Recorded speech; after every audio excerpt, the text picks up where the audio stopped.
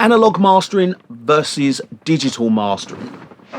Now, I'm not going to do any audio demos and explanations on that, but what I am going to do is I'm going to talk about my experience of analog versus digital, which is better, what achieves the best results, and why you should use one or the other.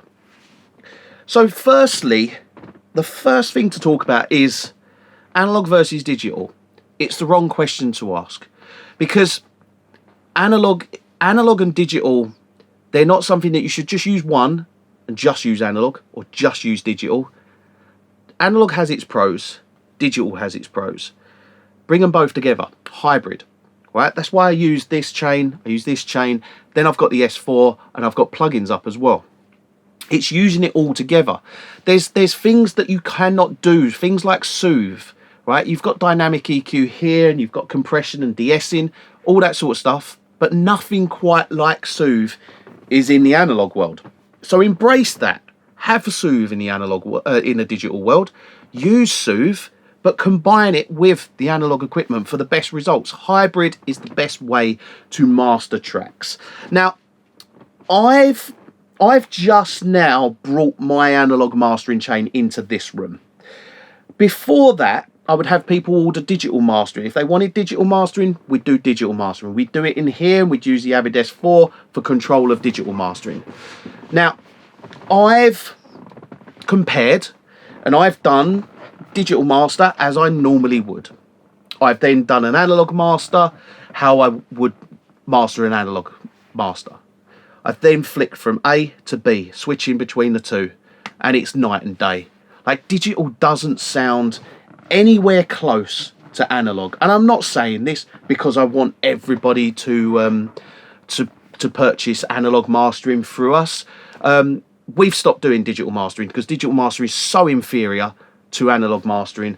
We now just do the analog mastering and digital, so it's a hybrid. It's not a case of you're just getting analog, it's mastering. The mastering that we do, we've taken digital out of the game because it's not good enough for what we want to deliver. So now, any mixes that you do, you don't have a choice of ordering analog mastering or digital mastering. You order mastering. So there's just stereo mastering, that's what you order, and that's because analog mastering is so much better. It really is, and I can't stress this enough how much better it is. It's got a 3D image. When I'm sitting here and I'm referencing from A to B, it's like I flick to the analog and it's like, whoa, that sounds lovely, bright, beautiful, sounds crisp, sounds controlled, sounds beautiful. And partly it does come down to the equipment that we're using, so that does play a factor. The difference when you move from stereo into digital only is it just goes and it's flat, it's dull, and it sounded like it just kind of flopped about, and it sounded muddy, dull, and it was underwhelming.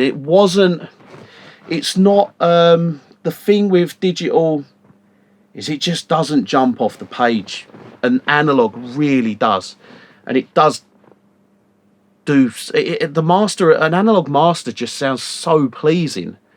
And it's the thing with it is, one major thing was the bottom end is so much more controlled, and you can feel the bottom end so much better, whereas digital is a bit muddy and flappy. Now the top end sounded so crisp and bright, but not harsh, which if you tried to do what we do in analog in the digital world, it sounds harsh and brittle, and it really does. And I mean, the thing with me is when it comes to analog mastering, when it comes to digital mastering, I'm sitting on one of the best digital consoles you can ever work on. That is the kind of cream of the crop digital control. So I'm flying around using it like the plugins are analog, because I've got the hands-on control. I'm working in one of the best rooms you can work in through these speakers and Trinovs and bass management. I mean, this room sounds unbelievable. So if I can achieve what I can achieve in digital, but then that's as far as I could ever get it. I can never achieve what I can achieve in analog on a digital setup. I just cannot. And for mastering, I personally feel that when it comes to the end product, albeit however you want to mix a track, if it's digital or if it's analog, right? That's a whole different conversation of digital versus analog. When it comes down to mixing, because there's so many pros, there's so many cons to both. That's a different video. But for mastering, if you're mixing digitally, at some stage it is highly beneficial to come out of the box into an analog domain and really get that beautiful sound. Now that's why I'm kind of doing this video, because it's a very important subject, because the difference is, for me, it's listening to a track for the first time and going, wow, that sounds incredible, when I'm using analog. Or when I listen to a track that's digital for the first time, you know, it's nothing special. It don't jump off the page. It's not like sonically incredible, whereas that is what you get with analog. And I'm being 100% honest here, and this is through my own kind of my own doing. And I've compared, and I've sat here and I've done the mastering digital, and then I've done the mastering analog, and when switching between the two, there's a huge difference, like massive.